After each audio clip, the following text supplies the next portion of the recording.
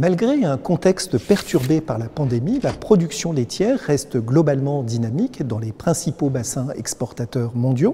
Sur l'ensemble de l'année 2020, la collecte progresse ainsi de 1,9% aux États-Unis, de 1,2% dans l'Union européenne et de 0,1% en Nouvelle-Zélande.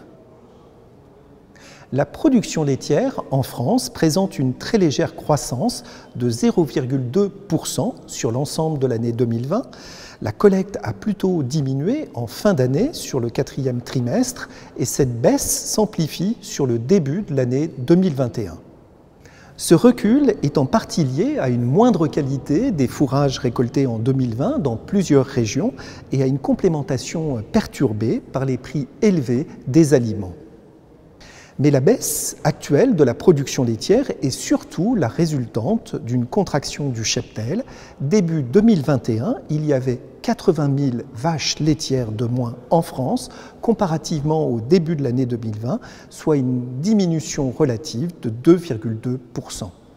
Les cours du beurre sont plutôt stables depuis plusieurs mois, autour de 3 400 € la tonne, tandis que les cours de la poudre de lait écrémé progressent faiblement pour se situer actuellement à 2 400 € la tonne. Ces niveaux de prix actuels restent en deçà des valeurs atteintes en début d'année 2020, juste avant le déferlement de la pandémie du Covid en Europe. Sur le marché de détail en France, les ventes restent très soutenues, quelles que soient les familles de produits laitiers.